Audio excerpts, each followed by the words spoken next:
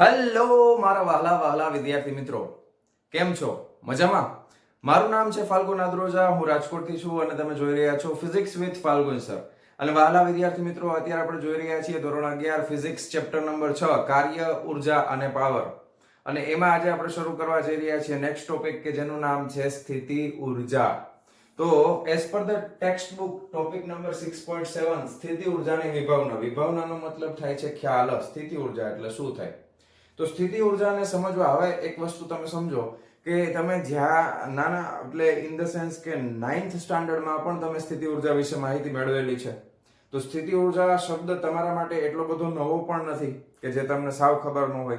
તમારી પાસે અત્યાર સુધી જ્ઞાન કેટલું છે? તો કે 9મા ધોરણમાં ભણ્યા તો એ જ્ઞાન બધું તમારી પાસે છે કે સ્થિતિ ઉર્જાની વાત આવે ત્યારે પૃથ્વીની સપાટીની સાપેક્ષમાં જો કોઈ પદાર્થ છે એ અમુક ઊંચાઈ ઉપર રહેલો હોય તો એની પાસે સ્થિતિ ઉર્જા હોય. આ તમે જાણો છો, બરાબર કે નહીં?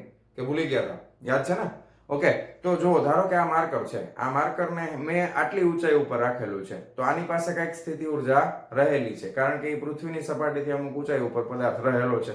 તો પૃથ્વીની સપાટીની સાપેક્ષે આની પાસે કઈક સ્થિતિ ઉર્જા છે એવું તમે જાણો છો. એને આપણે પાછું રિવાઇઝ કરવાનું છે અને અત્યારે 11th સ્ટાન્ડર્ડ ની અંદર સ્થિતિ ઉર્જાનો ખ્યાલ થોડોક ડિટેલમાં આપણે શીખવાનો છે. હવે એક ઇંગ્લિશ શબ્દ છે, એનું નામ છે પોટેન્શિયલ. એનું નામ છે પોટેન્શિયલ. હવે પોટેન્શિયલ શબ્દનો અર્થ થાય છે કાર્ય કરવાની ક્ષમતા. પોટેન્શિયલનો મતલબ શું થાય? તો કે કાર્ય કરવાની ક્ષમતા. અને ઇંગ્લિશમાં સ્થિતિ ઉર્જાને પોટેન્શિયલ એનર્જી કહેવામાં આવે છે. સ્થિતિ ઉર્જાનું ઇંગ્લિશ નામ શું છે? તો કે સ્થિતિ ઉર્જાને ઇંગ્લિશમાં પોટેન્શિયલ એનર્જી. એનર્જી એટલે ઉર્જા અને પોટેન્શિયલ એટલે સ્થિતિ ઉર્જા. તો સ્થિતિ ઉર્જા માટેનો શબ્દ ઇંગ્લિશમાં છે પોટેન્શિયલ એનર્જી. એના ઉપરથી શબ્દ છે પોટેન્શિયલ. પોટેન્શિયલ એટલે કાર્ય કરવાની ક્ષમતા. તો આ સ્થિતિ ઉર્જા છે. તો સૌથી પહેલા આપણે સ્થિતિ ઉર્જાની વ્યાખ્યા યાદ રાખીએ. સ્થિતિ ઉર્જાની વ્યાખ્યા હું થોડીક ડિટેલમાં વ્યાખ્યા લખવાનો છું. ઓકે, તો વ્યાખ્યા ખાસ આપણે યાદ રાખશું. કોઈ પણ બળ ક્ષેત્રમાં રહેલો પદાર્થ, કોઈ પણ બળ ક્ષેત્રમાં રહેલો પદાર્થ પોતાના સ્થાનને કારણે અને અથવા ખાસ ધ્યાનથી સમજો શબ્દોને. કોઈ પણ બળ ક્ષેત્રમાં રહેલો પદાર્થ પોતાના સ્થાનને કારણે અને અથવા તંત્રની સંરચના એટલે કે એને ઇંગ્લિશમાં કન્ફિગરેશન કહેવાય. તંત્રની સંરચનાને કારણે કાર્ય કરવાની ક્ષમતા ધરાવે છે. કોઈ પણ બળ ક્ષેત્રમાં રહેલો પદાર્થ પોતાના સ્થાનને કારણે અને અથવા તંત્રની સંરચનાને કારણે કાર્ય કરવાની ક્ષમતા ધરાવે છે તેને તે પદાર્થની અથવા તંત્રની સ્થિતિ ઉર્જા કહે છે.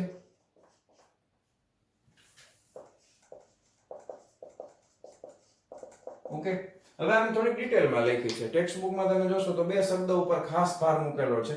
એક શબ્દ છે સ્થાનને કારણે એટલે કે એની સ્થિતિના કારણે, એટલે આ સ્થાનને આપણે પકડવાનું છે. અને બીજો શબ્દ છે સંરચનાને કારણે. હવે આ બેયના લીધે સ્થિતિ ઉર્જા શક્ય છે. બે વસ્તુના લીધે સ્થિતિ ઉર્જા શક્ય છે. સ્થાનના કારણે પણ શક્ય છે અને સંરચનાને કારણે પણ શક્ય છે. અહીંયા મેં ડિટેલ એટલા માટે કીધું છે, મેં એક લખ્યો છે શબ્દ બળ ક્ષેત્ર. ઓકે, બળ ક્ષેત્ર અને સ્થાનનો શું મતલબ છે? તો કે આપણે જ્યાં અત્યારે આપણને જે સ્થિતિ ઉર્જાની ખબર છે, જ્યારે પણ સ્થિતિ ઉર્જાની ચર્ચા કરતા હોય તો પૃથ્વીને આપણે સંદર્ભ લઈએ છીએ, કારણ કે આપણે બધા પૃથ્વી ઉપર રહીએ છીએ, તો જ આપણને સ્થિતિ ઉર્જા મળે છે. પણ ધારો કે હું તમને એમ કહું કે તમે શૂન્ય અવકાશમાં છો, બધા ગ્રહો તમારાથી દૂર છે, હવે તમે ગમે એ વસ્તુને કોઈ પણ જગ્યાએ મૂકો તો શું એની પાસે સ્થિતિ ઉર્જા હોય એના સ્થાનને કારણે? તો કે ના હોય. શૂન્યાવકાશમાં બીજા બધા ગ્રહોથી દૂર કોઈ પણ પદાર્થ રહેલો હોય કે જેના ઉપર કોઈ પણ જાતનું ગુરુત્વાકર્ષણ બળ લાગતું નથી, તો પદાર્થ પાસે કોઈ સ્થિતિ ઉર્જા છે જ નહીં. પરંતુ અહીંયા આગળ શબ્દ એટલા માટે પ્રયોગ કર્યો છે બળ ક્ષેત્ર, કે જે પદાર્થ કોઈ બળ ક્ષેત્રમાં હાજર છે, એટલે કે ગુરુત્વાકર્ષણ બળ આપણે સમજવાનું છે. તો એના સ્થાનને કારણે એની પાસે કઈક સ્થિતિ ઉર્જા રહેલી હશે. સંરચના એટલે શું? તો કે સંરચના એટલે તમે પદાર્થની ગોઠવણ એવી રીતે કરેલી છે કે જેથી પણ એ ગોઠવણને જ્યારે ખુલ્લી મૂકી દેવામાં આવે, એને છૂટો દોર આપવામાં આવે તો એ ગોઠવણના કારણે પણ પદાર્થ કંઈક ને કંઈક કાર્ય કરી શકે. હવે આ બેને હું તમને ડિટેલમાં સમજાવવાનો છું. સ્થાન અને સંરચના બંને શબ્દોને ધ્યાનથી સમજવાના છે. એઝ પર ધ ટેક્સ્ટબુક આપણે અમુક ઉદાહરણો ટેક્સ્ટબુકની અંદરના અને અમુક ટેક્સ્ટબુકની બહારના પણ લેશું. ધારો કે સૌથી પહેલું ઉદાહરણ તમને આપ્યું છે કે કોઈ તીર છે, એ તીરને આપણે ધનુષ બાણ હોય એમાં તીરને ખેંચવામાં આવે તો એની પણછ જે છે એ ખેંચાશે. પણછ ખેંચાવાના કારણે, એ ખેંચાણના કારણે, એ તંત્રના કારણે, એ સંરચનાને કારણે એની પાસે એક ઉર્જા છે, એ પણ સ્થિતિ ઉર્જા છે. તમે બધા કદાચ સાંભળેલું હોય ચાવી વાળી ઘડિયાળ આવતી. પહેલાના ટાઈમમાં ચાવી વાળી ઘડિયાળ આવતી જેની અંદર લોલક હાલક લોલક થતું હોય. હવે એની અંદર એક સ્પ્રિંગ આવતી. ચાવી લગાવો એટલે સ્પ્રિંગ છે એમાં ખેંચાણ ઉત્પન્ન થાય અને આખા તંત્ર પાસે કંઈક ઉર્જાના સ્વરૂપમાં એનો સંગ્રહ થાય. તો એ તંત્ર પાસે રહેલી ઉર્જા છે એ પણ સ્થિતિ ઉર્જા છે. અત્યારના જમાનામાં તીરને પણ જ કોઈ વાપરતું નથી. તમે મૂવી જોતા હો, સિરિયલ જોતા હો, હવે એમાં બંદૂક લઈને જ ઊભો હોય, પિસ્તોલ લઈને જ ઊભો હોય. તો પિસ્તોલમાં પણ ગોળી તો રહેલી છે, પણ પિસ્તોલનું જ્યારે આમ ઉપરથી ઓલું ખેંચે છે, ટ્રિગર દબાવે તો એની અંદર પણ એક સ્પ્રિંગ હોય. સ્પ્રિંગ જ્યારે દબાણ અનુભવે છે ત્યારે એ દબાણના કારણે સ્પ્રિંગમાં એની પરિસ્થિતિના કારણે, સંરચનાના કારણે એક ઉર્જાનો સંગ્રહ થાય છે. એને પણ સ્થિતિ ઉર્જા કહેવામાં આવે છે. ખ્યાલ આવ્યો? તો સંરચનાના કારણે સ્થિતિ ઉર્જા હોઈ શકે. બીજું, સ્થાનને કારણે તમને બધાને ખબર જ છે, કોઈ પણ વસ્તુ પૃથ્વીની સપાટીની સાપેક્ષમાં અમુક ઊંચાઈ ઉપર રહેલી હોય તો એની પાસે કઈ ઉર્જા હોય છે? તો કે એની પાસે સ્થિતિ ઉર્જા રહેલી હોય છે. ખ્યાલ આવી ગયો?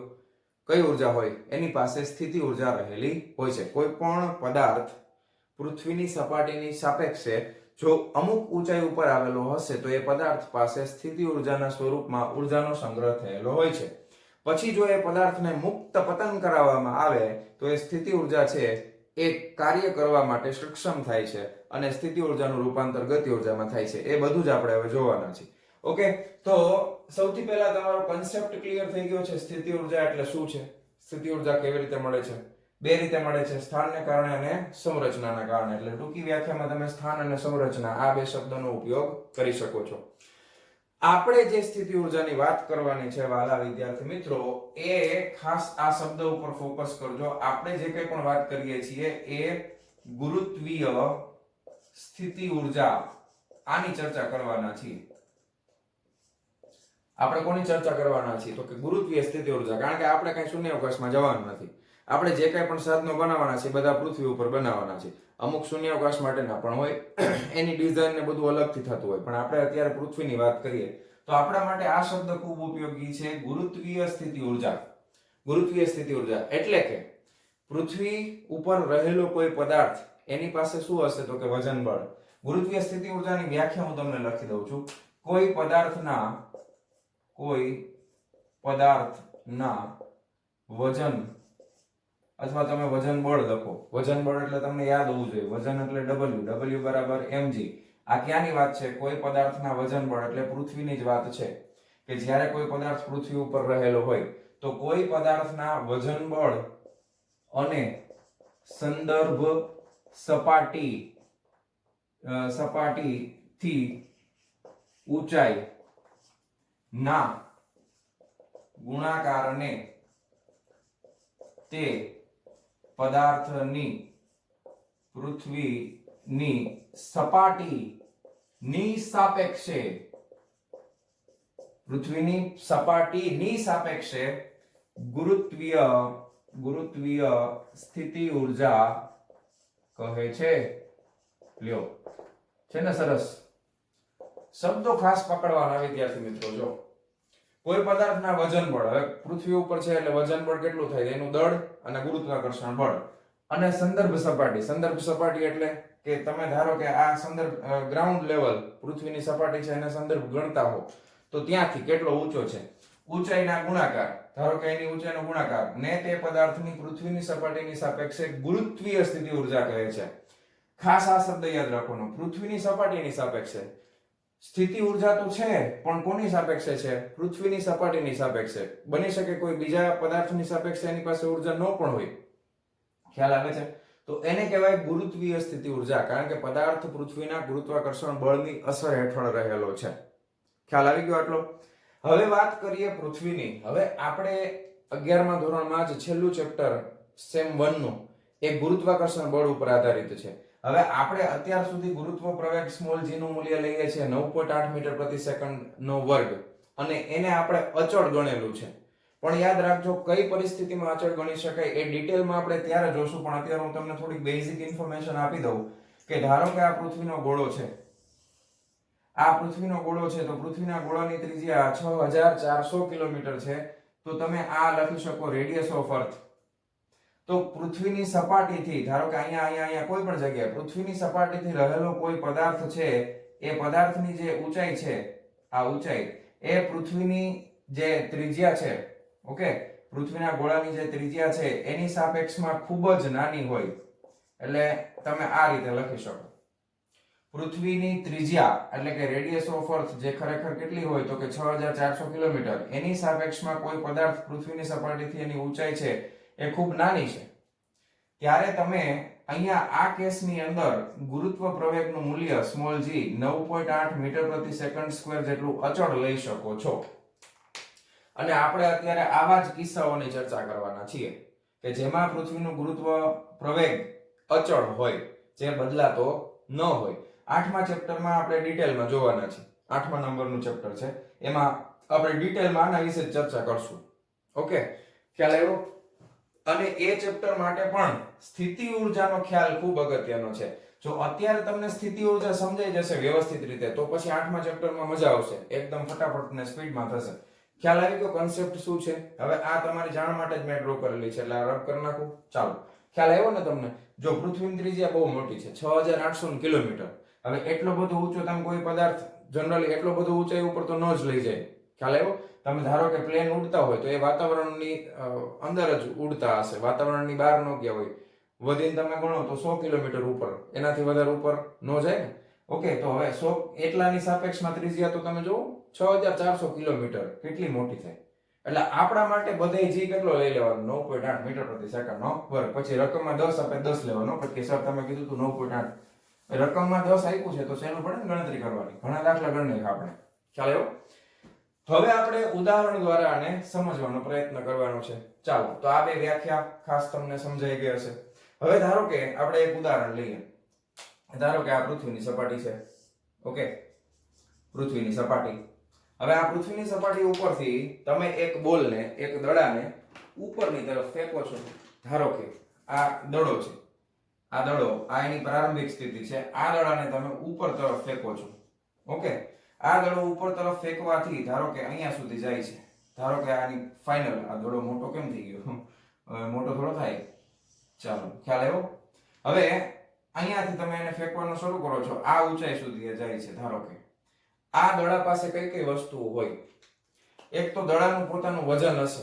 એ વજન છે એ કઈ બાજુ લાગતું હોય તો કે વજન બળ છે એ નીચે તરફ લાગતું હોય. ધારો કે આ દડાનું દળ એમ છે અને પૃથ્વીની સપાટી છે. આ બ્લુ કલર થી મેં ડ્રો કરેલું છે શું છે તો કે આ જે છે એ પૃથ્વીની સપાટી છે. ઓકે, હવે આ દડા પાસે વજન બળ કેટલું હોય તો કે વજન બળ નીચે તરફ લાગે ગુરુત્વાકર્ષણ બળના કારણે, એટલે mg જેટલું વજન બળ હોય. હવે તમે આને અમુક ઊંચાઈ સુધી લઈ જાઓ છો. ધારો કે આ ઊંચાઈ છે ગ્રાઉન્ડ લેવલ થી, આ ઊંચાઈ છે એ h છે. કેટલી ઊંચાઈ ઉપર લઈ ગયા તમે? h ઊંચાઈ ઉપર લઈ ગયા. બરાબર, દડાને તમે h ઊંચાઈ સુધી લઈ જાઓ છો. હવે ધ્યાન આપજો, પૃથ્વીની સપાટીની સાપેક્ષમાં તમે દડાને લઈ જાઓ છો તો તમે એના ઉપર બળ લગાવો છો. તમે લગાવેલું બળ એને આપણે ગણીએ છીએ બાહ્ય બળ. તમે લગાડેલું બળ દડા ઉપર એને આપણે ગણીએ છીએ બાહ્ય બળ. દડો ઊર્ધ્વ દિશામાં જાય છે. બધા શબ્દો ઉપર ધ્યાન આપજો. ઊર્ધ્વ દિશામાં દડો જાય છે તો ઊર્ધ્વ દિશાને, આ તરફની દિશાને આપણે ધન ગણીએ છીએ એટલે કે પોઝિટિવ.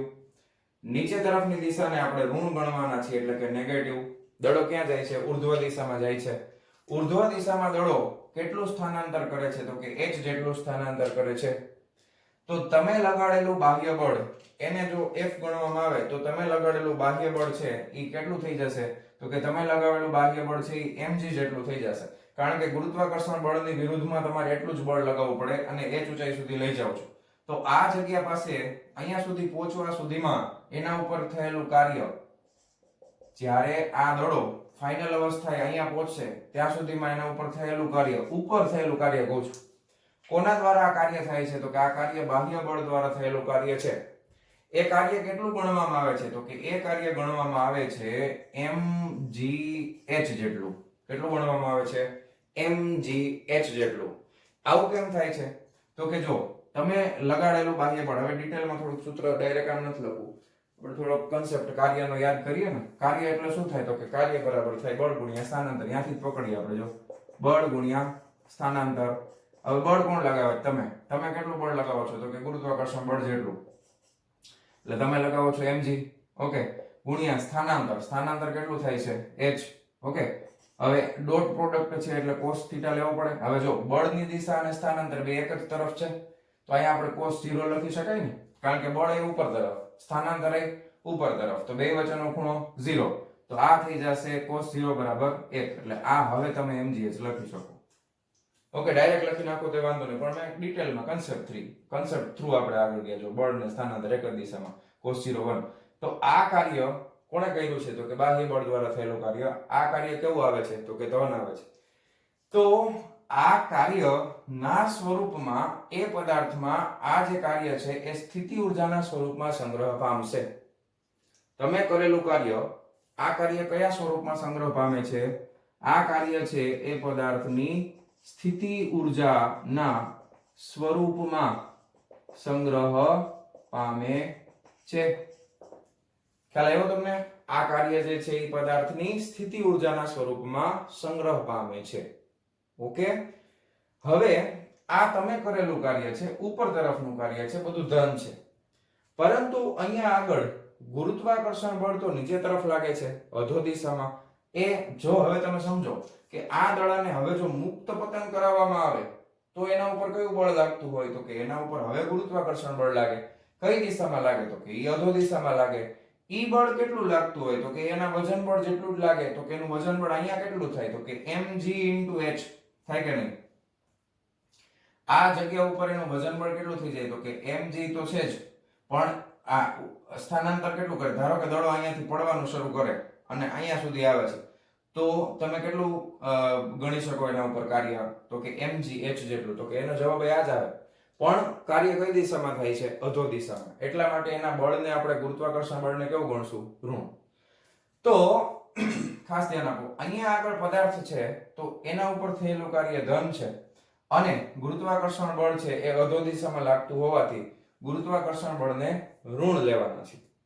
ઓકે, તો હવે હું તમને એમ કહું આના ઉપરથી, આના પછી, કે ગુરુત્વાકર્ષણ બળને કારણે થયેલું કાર્ય, ગુરુત્વાકર્ષણ બળને કારણે થયેલું કાર્ય કેટલું થઈ જશે? તો કે -mgh. કેટલું થશે? -mgh. તમે કરેલું કાર્ય ધન છે, ઉપર તરફ હતું. ગુરુત્વાકર્ષણ બળ જે કાર્ય કરશે, જો આને છોડવામાં આવે તો એ કેટલું કાર્ય કરશે? તો કે -mgh જેટલું. જ્યાં mg છે એ શું દર્શાવે છે? તો કે ગુરુત્વ બળ. તો અહીંયા આગળ ગુરુત્વ બળને આપણે ઋણ ગણશું. ગુરુત્વ બળને આપણે ઋણ ગણશું. mg ની કિંમત છે મેં અહીંયા મૂકી દીધી f અને આ h. ખ્યાલ આવ્યો તમને? ઓકે, તો હવે હું એક નવી વ્યાખ્યા આપવાનો છું. સ્થિતિ ઊર્જા. અહીંયા આગળ એની સ્થિતિ ઊર્જા કેટલી છે? પદાર્થની સ્થિતિ ઊર્જા. ઓકે, તો સ્થિતિ ઊર્જા માટે હવે સંજ્ઞા ખાસ યાદ રાખજો. સંજ્ઞા આપણે યાદ રાખવાની છે. h ઊંચાઈ પાસે પદાર્થની સ્થિતિ ઊર્જા. તો સ્થિતિ ઊર્જા છે vh. h ઊંચાઈ પાસે પદાર્થની સ્થિતિ ઊર્જા કેનાથી દર્શાવવાના છે? vh વડે. તો સ્થિતિ ઊર્જા છે એ શું છે? તો કે ગુરુત્વાકર્ષણ બળ વડે થયેલા કાર્યનું ઋણ મૂલ્ય બરાબર હોય છે. h ઊંચાઈ પાસે પદાર્થની સ્થિતિ ઊર્જા એટલે ખરેખર તો બાહ્ય બળ વડે થયેલું કાર્ય છે એ જ સ્થિતિ ઊર્જામાં સંગ્રહ પામે. એટલે vh બરાબર સીધું તમે આમ લખી શકો. પણ આ h mgh છે એ શું છે? તો કે ગુરુત્વાકર્ષણ બળ વડે થયેલા કાર્યના આ કાર્ય છે એ માઈનસ છે, એનું ઋણ મૂલ્ય એટલે માઈનસ માઈનસ પ્લસ આવી ગયું. તો આ જે છે એ એની સ્થિતિ ઉર્જા છે, h ઊંચાઈ પાસે એની સ્થિતિ ઉર્જા છે. ઘણીવાર v સંજ્ઞા યુઝ કરવામાં આવે છે, કેપિટલ V, ઘણી વખત કેપિટલ U સંજ્ઞા પણ યુઝ કરવામાં આવે છે. ખ્યાલ આવ્યો તમને? ઓકે. હવે તમે એક વસ્તુ નોટિસ કરો કે આ સ્થિતિ ઉર્જાનો આધાર કોના ઉપર રહેલો છે? તો કે દળ પદાર્થનું, તો કે દળ તો અચળ છે. ગુરુત્વ પ્રવેગ તો કે એ પણ અચળ છે. તો કે કોના ઉપર રહેલો છે? તો કે h ઉપર રહેલો છે. ખ્યાલ આવ્યો તમને કે આ સ્થિતિ ઉર્જાનો આધાર કોના ઉપર રહેલો છે? પદાર્થની ઊંચાઈ ઉપર રહેલો છે. તો હવે એક વસ્તુ નોટિસ કરો કે જો આનું હું ઊંચાઈની સાપેક્ષે વિકલન કરું, શું કરું? આનું ઊંચાઈની સાપેક્ષે વિકલન કરી નાખું તો મને શું જવાબ મળે? તો કે મને mg મળે. mg એટલે ગુરુત્વાકર્ષણ બળ, અને ગુરુત્વાકર્ષણ બળ છે એ કેવું છે? ઋણ છે.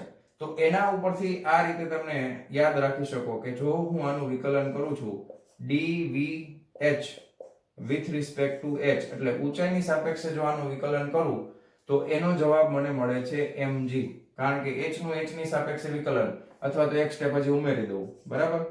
mg h નું h ની સાપેક્ષે વિકલન એટલે h ના છેદમાં અથવા d/dh into h લખી શકાય ને. ઓકે, હવે h નું h ની સાપેક્ષે વિકલન શું થાય? તો કે 1. હવે આ mg શું છે? તો કે આ ગુરુત્વાકર્ષણ બળ છે.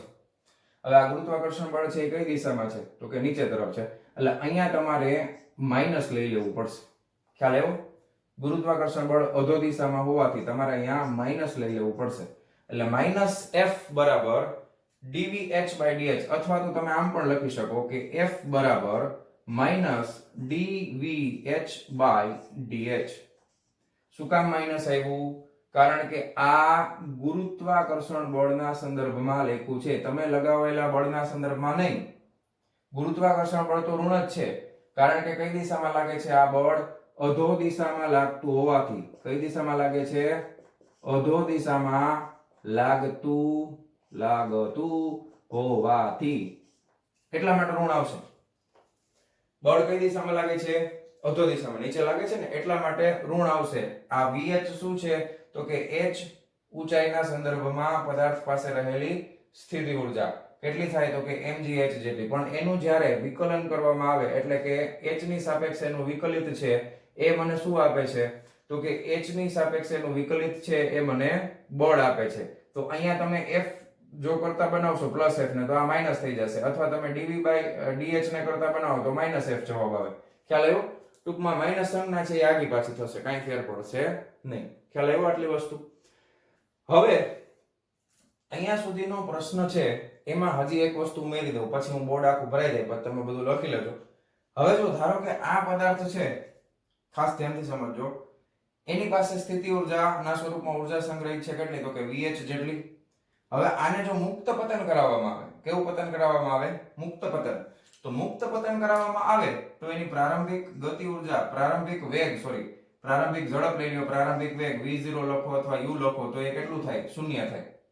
હવે ધારો કે મુક્ત પતન કરતા અહીંયા સુધી આવે છે, તો અહીંયા જ્યારે ભટકાય, જસ્ટ એની 1 સેકન્ડ, જસ્ટ થોડુંક એની પહેલા એની પાસે ભટકાય છે એ સમય એનો વેગ છે ધારો કે v.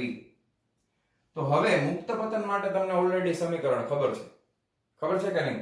કોઈ પદાર્થ મુક્ત પતન કરતો હોય તો આપણે, અને ગુરુત્વ પ્રવેગ પાછો અચળ છે, તો અચળ પ્રવેગી ગતિના સમીકરણો, એમાં ત્રીજા નંબરનું સમીકરણ v² = v0² + 2ax આપણે લેતા હતા. અહીંયા આપણે થોડુંક એનું સ્વરૂપ બદલાવશું, તો એ સમીકરણ ધ્યાન આપજો, આ રીતે થઈ જશે કે v² = u² + 2gh, કારણ કે h ઊંચાઈ ઉપર છે ને. હવે પ્રારંભિક વેગ તો 0 છે એટલે આ પદ 0 થઈ જશે, એટલે u = 0 એટલે આ ઉડી ગયું. ખ્યાલ આવ્યો? તો તમને સમીકરણ મળે છે v² = 2gh, v² = 2gh. હવે જો ધ્યાન આપો, આ સમીકરણને જો હું બંને બાજુ 1/2 m વડે ગુણી નાખું તો શું થાય? આ સમીકરણને જો હું બંને બાજુ 1/2 m વડે ગુણું તો મને શું મળે? તો કે મને આવું કંઈક મળે, 1/2 mv² બરાબર. જો અહીંયા 1/2 m બગડો ક્યાં? તો આ થઈ ગયું mgh. ઓકે, લ્યો અહીં સુધી મારે પહોંચવું હતું બોર્ડમાં, કારણ કે આ એક આખી થિયરીનો એક ભાગ છે. ભગવાનની દયા જો બધું હમાઈ ગયું, ગમે એમ કરીને હાકડ મુકડ હમાડી દીધા છે. તો આ શું દર્શાવે છે? 1/2 mv². આ ગતિ ઉર્જા છે કે નહીં? અને એ ગતિ ઉર્જા આ સામે શું છે? mgh, આ સ્થિતિ ઉર્જા છે. તો આપણને શું મળ્યું? તો કે ગતિ ઉર્જા બરાબર જ સ્થિતિ ઉર્જા થઈ ગઈ. જો ગતિ ઉર્જા અને સ્થિતિ ઉર્જાના મૂલ્ય કેવા થઈ ગયા? સમાન. એનો મતલબ એમ કે પદાર્થમાં જે કંઈ પણ સ્થિતિ ઉર્જાના સ્વરૂપે ઉર્જા સંગ્રહ થયેલી છે, તો એ પદાર્થની ઉર્જાને તમે જ્યારે ગતિ ઉર્જાના સ્વરૂપમાં દર્શાવો તો કોઈ પણ જગ્યાએ ઉર્જા, બધી જગ્યાએ ઉર્જાનું એક સ્વરૂપમાંથી બીજા સ્વરૂપમાં શું થાય છે? રૂપાંતર થાય છે. અત્યારે આપણે બીજા કોઈ પણ બળો, અવરોધક બળોને ધ્યાનમાં લીધેલા નથી. ખાસ ધ્યાન આપજો. હવાનું અવરોધક બળ કે બીજા કોઈ પણ બળોને આપણે ધ્યાનમાં લીધેલા નથી. એટલે તમે એવું કહી શકો કે પદાર્થની સ્થિતિ ઉર્જાનું સંપૂર્ણપણે રૂપાંતર પદાર્થની ગતિ ઉર્જામાં થાય છે. આ જગ્યા ઉપર પદાર્થ પાસે માત્ર કઈ ઉર્જા છે? જ્યારે તમે મુક્ત પતન કરાવો છો એની પહેલા એની પાસે માત્ર સ્થિતિ ઉર્જા છે. પરંતુ જ્યારે ગતિ કરતા કરતા અહીંયા આવે છે ત્યારે એની પાસે માત્ર ગતિ ઉર્જા છે. કારણ કે જસ્ટ આ સપાટીની સેજ ઉપર આપણે ગણીએ છીએ. તો આની પાસે માત્ર ગતિ ઉર્જા છે, અહીંયા એની પાસે માત્ર સ્થિતિ ઉર્જા છે. પણ જેટલી એની પાસે સ્થિતિ ઉર્જા હતી એ બધી જ સ્થિતિ ઉર્જાનું રૂપાંતર અહીંયા સુધી પહોંચે છે. ત્યાં સુધીમાં કઈ ઉર્જામાં થાય છે? તો કે ત્યાં સુધીમાં બધું જ રૂપાંતર ગતિ ઉર્જામાં થાય છે. કઈ ઉર્જામાં થઈ જાય છે? ગતિ ઉર્જામાં થઈ જાય છે. તો હવે ઉર્જા એટલે કાર્ય કરવાની ક્ષમતા. ઉર્જાના ઘણા બધા સ્વરૂપ છે. પહેલા આપણે જોયેલું છે. ઉર્જા કોઈ પણ હોય તો ઉર્જાનો એકમ હંમેશા શું થશે? તો કે ઉર્જા હોય અથવા કાર્ય હોય, બધાનો એકમ છે એની વાત કરવામાં આવે તો SI સિસ્ટમ પ્રમાણે જૂલ થાય, CGS સિસ્ટમ પ્રમાણે અર્ગ થાય. અને એનું પારિમાણિક સૂત્ર જો તમને યાદ કરવું હોય તો શું થાય? તો કે 122. બરાબર? તો m1 L2 T - 2. તો ગતિ ઉર્જાનો એકમ છે જૂલ, એનું પારિમાણિક સૂત્ર છે m1 L2 T - 2. તો અહીંયા સુધી જે મેં તમને સમજાવ્યું છે એ તમને પ્રશ્નના સ્વરૂપમાં કઈ રીતે પૂછી શકે? તો કે સ્થિતિ ઉર્જા છે, સ્થિતિ ઉર્જા શું છે એ સમજાવો અને ગુરુત્વીય સ્થિતિ ઉર્જા વિશે માહિતી આપો. તો તમારે આટલી વસ્તુ છે એ ડિટેલમાં લખવી પડે. અમુક વસ્તુ જે મેં તમને સમજાવી છે લખી નથી, તમારે શબ્દોમાં લખવી પડે. ઓકે, તો ફટાફટ આટલી વસ્તુ મસ્ત બુકમાં વ્યવસ્થિત રીતે નોટ ડાઉન કરી લ્યો અને હવે આપણે આગળ વધીએ છીએ. ચાલો વિડીયો પોઝ કરીને લખી લેજો, જવા દઉં છું. ચાલો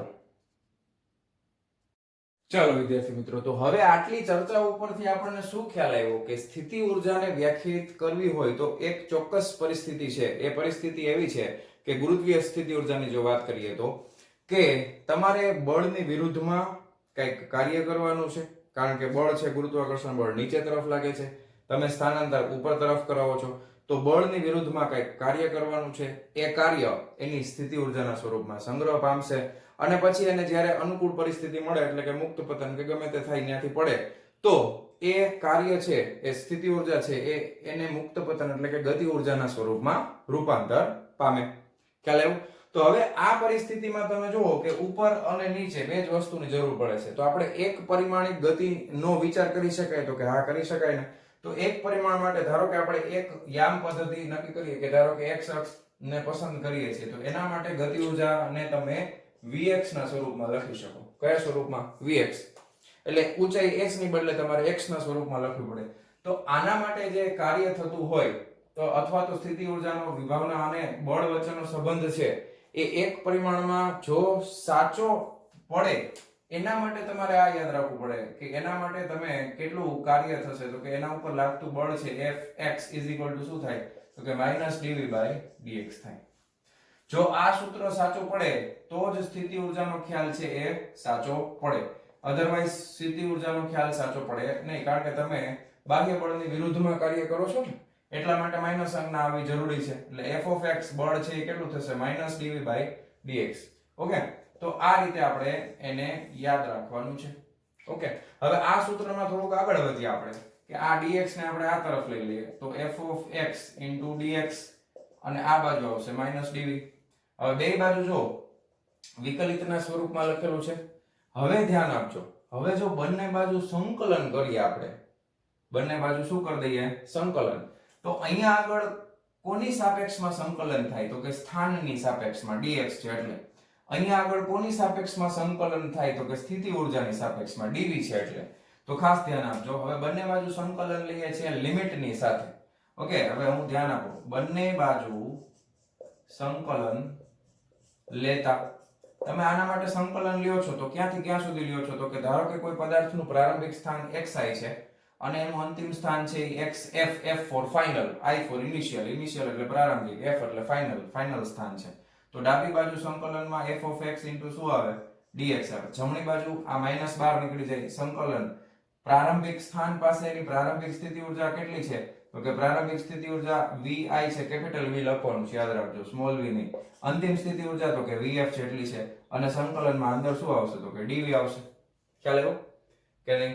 હવે અહીંયા તમે ધ્યાનથી જુઓ તો કે આનું સંકલન આપણે કરીએ, કાંઈ નથી, અને એનું v પ્રત્યે સંકલન કરવામાં આવે તો શું થાય? કાંઈ ન હોય અને v પ્રત્યે સંકલન કરવામાં આવે તો એનો જવાબ આવે v. પછી આપણે મૂકી દેવાની લિમિટ, આ પ્રારંભિક અને આ અંતિમ, બરાબર. હવે અહીંયા ધ્યાન આપો, સંકલનમાં આ માઈનસ ઉપરનું છે એ પહેલા મૂકવાની લિમિટ એટલે vf માઈનસ નીચેની છે એ પછી મૂકવાની એટલે vi. હવે આ માઈનસ ને અંદર ગુણાકારમાં લઈ લઈએ એટલે vi માઈનસ vf આ રીતે મળશે. ધ્યાન આપો, સંકલનનો જવાબ તમને આ રીતે મળશે. આ સ્ટેપ બધા યાદ રાખજો ખાસ. ખ્યાલ આવ્યો? હવે આ ડાબી તરફ તો આનું આ જ છે, તો ડાબી તરફ તો શું છે? તો કે xi થી લઈ અને x ફાઇનલ સુધીનું જે સંકલન કરો છો, બળનું સંકલન સ્થાનની સાપેક્ષે, તો એનો જવાબ મને કંઈક આ રીતે મળે છે. હવે આ સમીકરણને તમે ધ્યાનથી જુઓ. શું ધ્યાનથી જોઈ સાહેબ? જો આ છે એ પ્રારંભિક સ્થિતિ ઊર્જા છે, એમાંથી તમે બાદ કરો છો અંતિમ સ્થિતિ ઊર્જા, તો તમને આ જવાબ મળે છે. ખ્યાલ આવ્યો? તમે પ્રારંભિક માંથી અંતિમ સ્થિતિ ઊર્જા બાદ કરો તો તમને આ રીતે કાર્ય મળે છે. તો સ્થિતિ ઊર્જાને તમે બળના સ્વરૂપમાં, સંકલનના સ્વરૂપમાં આ રીતે દર્શાવી શકો. ખ્યાલ આવ્યો? હવે આના ઉપરથી છે ને એક વસ્તુ તમે નોટિસ કરો કે આમાં બે વસ્તુ બહુ અગત્યની છે. તો કે પ્રારંભિક અને અંતિમ એ સ્થાન હોય તો પણ ભલે અને એ સ્થિતિ ઊર્જા હોય તો પણ ભલે. તો આના ઉપરથી આપણે બે વસ્તુ યાદ રાખવાની છે. કઈ કઈ બે વસ્તુઓ? ધ્યાન આપજો. હું એની વ્યાખ્યા અહીંયા તમને લખીને જ સમજાવી દઉં છું. પહેલા આપણે જોવાનું છે સંરક્ષી બળો. આ બહુ કામમાં આવશે ભાઈ, સંરક્ષી બળો. ઓકે, સંરક્ષી બળો એટલે કેવા બળો? તો કે કોઈ બળ ની અસર હેઠળ થયેલું કાર્ય માત્ર તેના પ્રારંભિક અને અંતિમ સ્થાન પર જ આધારિત હોય તો તેને સંરક્ષી બળો કહે છે. અને આવા ક્ષેત્રને સંરક્ષી ક્ષેત્ર કહે છે. જો અહીંયા થયેલું કાર્ય અથવા બળ તો બે જ વસ્તુ ઉપર આધાર છે. જો પ્રારંભિક અને અંતિમ સ્થાન ઉપર. હવે એનો આધાર વચ્ચે શું થાય છે એના ઉપર રહેલો નથી. હવે હું તમને એકદમ સિમ્પલ મસ્ત બેસ્ટ ઉદાહરણ આપું. ધારો કે આ દડાવાળું, આ દડો અહીંયા પડ્યો છે, બરાબર. હવે તમે દડાને અહીંયા પહોંચાડો છો, અહીંયાથી અહીંયા પહોંચાડ્યો, એટલે આ જે ઊંચાઈ છે એ તમે કેટલી લીધી? તો કે h લીધી. હવે આ સમીકરણ ઉપરથી આપણને શું ખબર પડી? તો કે અહીંયા ધારો કે આ h ની બદલે x ધારી લઈએ આપણે, તો આ xi થાય અને આ xf થાય. ધારો કે x સમજીએ આપણે, બરાબર. આ x ઊંચાઈ છે, તો આ એનું પ્રારંભિક સ્થાન છે xi અને અંતિમ સ્થાન છે xf થાય, ફાઇનલ. હવે તમે જો એનો આધાર છે માત્ર xi અને xf ઉપર છે. તમે દડાને ધારો કે આ જ દડાને આ રીતે લઈ જાઓ તો કઈ ફેર પડે? તો કે ના. તમે દડાને આમ રખડાવી અને પછી અહીંયા લઈ આવો તો કઈ ફેર પડે? તો કે ના. કારણ કે સમીકરણની અંદર માત્ર ઊંચાઈ ધ્યાનમાં લીધેલી છે. જો જવાબમાં શું આવે છે? માત્ર ઊંચાઈ ધ્યાનમાં આવે છે. અથવા તમને આપણે આ સમીકરણને ધ્યાનથી જુઓ, બરાબર, કે સ્થિતિ ઊર્જાનું સૂત્ર VH બરાબર આપણે શું લખ્યું? તો કે mgh લખ્યું. તો એમાં માત્ર ઊંચાઈ છે. ઊંચાઈ છે એ કોના ઉપર? h છે ને. આ ઊંચાઈ આપણે અત્યારે x ના સ્વરૂપમાં લખ્યું છે, પણ બાકી આગળ આપણે જોયું તો એ h છે. તો એ માત્ર એના પ્રારંભિક અને અંતિમ સ્થાન ઉપર આધાર રાખે છે. તો તમે કહી શકો કે આ પ્રકારની જે સ્થિતિ ઊર્જા છે એ કયા બળોની અંદર આવશે? તો કે સંરક્ષી બળોની અંદર આવે, કે જેમાં પદાર્થ ઉપર થયેલું કાર્ય માત્ર એના પ્રારંભિક અને અંતિમ સ્થાન ઉપર જ આધાર રાખતું હોય. માર્ગ ઉપર આધાર નથી રાખતું, ગતિના માર્ગ ઉપર આધાર રાખતું નથી. તમે કઈ રીતે લઈ જાઓ છો એના ઉપર આધાર રહેલો નથી.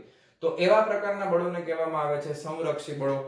ઓકે, હવે એમાં ઉદાહરણ કયા કયા યાદ રાખવાના? તો કે ઘણા બધા, કારણ કે આ બહુ ઇમ્પોર્ટન્ટ કન્સેપ્ટ છે સંરક્ષી બળો અને અસંરક્ષી બળોનો.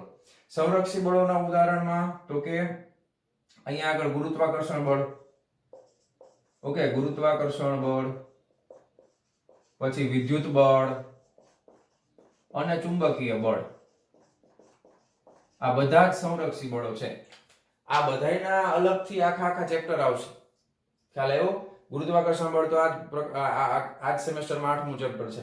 પછી વિદ્યુત બળ આખું 12મું ધોરણ છે, એનો પહેલો ભાગ આખો વિદ્યુત ઉપર આધારિત છે. ચુંબકીય બળ એમાં જ આવી જાય પહેલા ભાગમાં.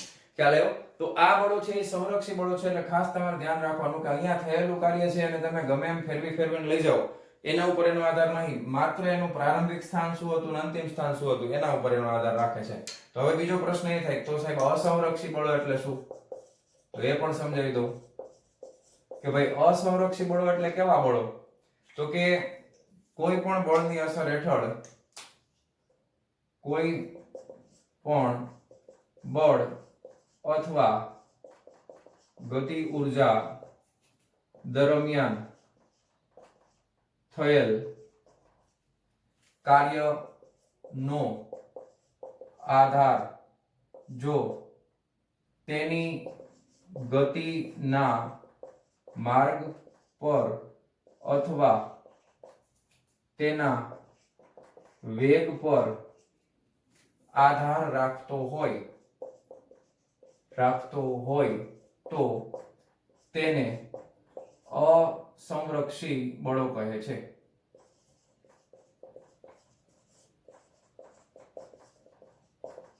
ખ્યાલ આવ્યો? કોઈ પણ બળ અથવા ગતિ ઉર્જા દરમિયાન થયેલ કાર્યનો આધાર જો તેની ગતિ ઉર્જાના માર્ગ પર અથવા તેના વેગ પર આધાર રાખતો હોય તો તેને અસંરક્ષી બળો કહે છે. આનું બેસ્ટ ઉદાહરણ એક જ યાદ રાખવાનું, ઘર્ષણ બળ. ઓકે, ઘર્ષણ બળ બહુ સરસ, બેસ્ટ એક્ઝામ્પલ ઘર્ષણ બળ. કેવી રીતે? પ્રશ્ન થાય ને. હવે આ માર્કર પેન થી મેં આ સીધી લીટી કરી તો આમાં ઘર્ષણ ઓછામાં ઓછું થાય. હવે આ જ લીટી હું અહીંથી આમ કરું તો ઘર્ષણ વધી ગયું. આ જ લીટી હું આ રીતે ફેરવીને કરું તો હજી ઘર્ષણ વધી ગયું ને. તો ઘર્ષણ બળ તો વધારે લાગ્યું કે નહીં? યાદ ખબર પડી કે નહીં? સિમ્પલ વસ્તુ. જો હું આને અહીંથી સીધી આમ લઈ જાઉં તો મારે આટલી લીટી દોરવાની થાય, આટલી લીટી દોરું એટલે આ માર્કરની ટોચ અને આ બોર્ડ બે વચ્ચે ઘર્ષણ ઓછામાં ઓછું થાય. અહીંયા તમે આમ લઈ જાઓ છો તો ઘર્ષણ વધે, હજી આમ લઈ જાઓ તો ઘર્ષણ પાછું વધે. તો એવી વસ્તુ ઘર્ષણ બળ છે ને એ અસંરક્ષી બળોની અંદર આવશે. ઘર્ષણ બળ છે એ કેવું છે? તો કે અસંરક્ષી બળો.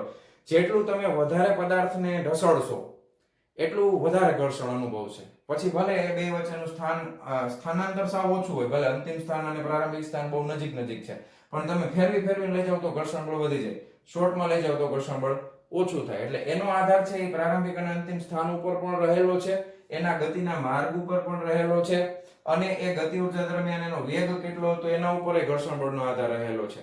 ઘર્ષણમાં તમને ખબર છે સ્થિત ઘર્ષણ, ગતિક ઘર્ષણ બધું આવે ને, તો એ બધી વસ્તુ ઉપર એનો આધાર રહેલો છે. તો એવા પ્રકારના બળોને અસંરક્ષી બળો કહેવામાં આવે છે. આ બે વ્યાખ્યા ખાસ યાદ રાખજો.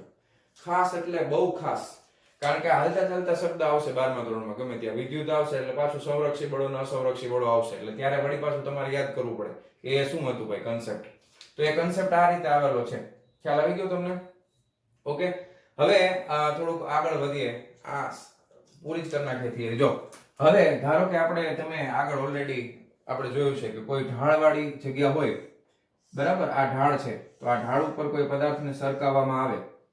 ખ્યાલ આવી ગયો? આ ઢાળવાળી જગ્યા છે, આ ઢાળ ઉપર એક પદાર્થ છે, એ પદાર્થ છે એ અહીંયા રહેલો છે ધારો કે, અને આ પદાર્થ છે એ ઢાળ ઉપરથી સરકતા નીચે સુધી પહોંચે તો એ ધારો કે h જેટલું અંતર કાપતો હોય. કેટલું અંતર કાપે છે? h જેટલું અંતર કાપે છે. તો સરકીને જ્યારે આ ઢાળ છે, આ ઢાળ કેવો છે? તો કે આ ઢાળ છે એ ઘર્ષણ રહિત છે. કેવો છે? તો કે ઘર્ષણ રહિત ઢાળ છે. ઘર્ષણ રહિત ઢાળ હોય અને આ પદાર્થ સરકીને અહીંયા પહોંચશે ત્યારે એ પદાર્થનો વેગ કેટલો છે આપણે આગળના પ્રકરણમાં ઓલરેડી શીખી લીધું છે. તો એનો વેગ કેટલો થાય? તો કે એનો વેગ છે ને આ સૂત્ર ઉપરથી જ આવે. કયા સૂત્ર ઉપરથી આવે? તો કે v² - u² = 2gh. આ સમીકરણ હતું. v² = u² - 2gh. તો પ્રારંભિક અહીંયાથી મુક્ત પતન કરાવો છો એટલે અહીંયાથી મૂકો છો ત્યારે u બરાબર 0 અથવા v0 બરાબર 0, પછી તમે વેગને કરતા બનાવો તો v બરાબર કેટલો આવે? v બરાબર વર્ગમૂળની અંદર 2gh થાય કે નહીં? આટલો વેગ થાય. હવે એક બીજી વસ્તુ તમે જોવો કે જો તમે આ પદાર્થને ઢાળ ઉપર ન રાખ્યો હોત અને સીધે સીધો અહીંયાથી સીધો જ આમ પતન કરાવ્યો હોત તો આ જગ્યા પાસે જ્યારે પહોંચત ત્યારે પણ એનો વેગ કેટલો હોત? તો કે સમીકરણ પ્રમાણે આટલો જ હોત, √2gh. કેમ? હમણાં આપણે સાબિત તો કર્યું ભાઈ. આ ખબર પડી કેમ? હમણાં આપણે નો સાબિત કર્યું. આ 1/2 mv² બરાબર mgh હમણાં સાબિત કર્યું કે નહીં? હવે એમાંથી mm કાઢી નાખો, બકડો અહીંયા સામે પાછળ આમાંથી જ કર્યું હતું ને આપણે આ સૂત્ર ઉપરથી, એટલે ફાઇનલી આ જ આવે કે નહીં? તો હવે આ વસ્તુનો આધાર પણ કોના ઉપર છે? તો કે પ્રારંભિક અને અંતિમ સ્થાન ઉપર છે. ખ્યાલ આવ્યો? તો જો આ રીતે માર્ગ થઈ ગયો તો પણ એના કાર્યમાં ઉર્જામાં કોઈ ફેર પડતો નથી. તો સ્થિતિ ઉર્જા છે એ કયો કન્સેપ્ટ છે? તો કે સ્થિતિ ઉર્જા છે એ સંરક્ષી બળોને દર્શાવે છે કે જેનો આધાર માત્ર પ્રારંભિક અને અંતિમ સ્થાન ઉપર રહેલો હોય, ગતિપથ ઉપર રહેલો ન હોય. ખ્યાલ આવી ગયો? Okay, concept clear? તો આ સ્થિતિ ઉર્જાની વિભાવના હતી, એના વિશે આપણે ચર્ચા કરી. હવે સ્થિતિ ઉર્જા ઉપર આધારિત નેક્સ્ટ ટોપિક ઓકે શું છે? તો કે એ બળોનું સંરક્ષણ થાય છે. બળોનું સંરક્ષણ થાય છે એટલે સંરક્ષી બળો છે તો આપણે ચર્ચા કરી લીધી. એનો મતલબ એમ સ્થિતિ ઉર્જા છે એ જ્યારે અહીંયા હતું ત્યારે અને અહીંયા પહોંચે છે ત્યારે, તો અહીંયા એની પાસે જેટલી સ્થિતિ ઉર્જા હતી એ બધી જ ઉર્જાનું રૂપાંતર અહીંયા કેમાં થઈ જાય છે? તો કે ગતિ ઉર્જામાં. ક્યાંય પણ ઉર્જા એક ઉર્જામાંથી બીજી ઉર્જામાં સંપૂર્ણપણે શું થાય છે? એનું રૂપાંતર થાય છે. ઉર્જાનો ક્યાંય પણ નાશ થતો નથી. બરાબર છે? તો એ ટોપિક છે યાંત્રિક ઉર્જાનું સંરક્ષણ. એને શું કહેવાય? યાંત્રિક ઉર્જા. હવે યાંત્રિક ઉર્જા શું છે એ હવે હું તમને નેક્સ્ટ લેક્ચરમાં સમજાવીશ. યાંત્રિક ઉર્જા એટલે ગતિ ઉર્જા વત્તા સ્થિતિ ઉર્જા, બેનો સરવાળો એટલે યાંત્રિક ઉર્જા. 9મા ધોરણમાં પણ આ કન્સેપ્ટ તમે ભણી ગયા છો. બરાબર? તો વહાલા વિદ્યાર્થી મિત્રો આ વસ્તુ નોટ ડાઉન કરી લ્યો ફટાફટ. ઓકે, તો મળીએ છીએ નેક્સ્ટ વિડિયો લેક્ચરમાં આના પછીના ટોપિકની સાથે, એટલે કે યાંત્રિક ઉર્જાનું સંરક્ષણની સાથે. ત્યાં સુધી આવજો.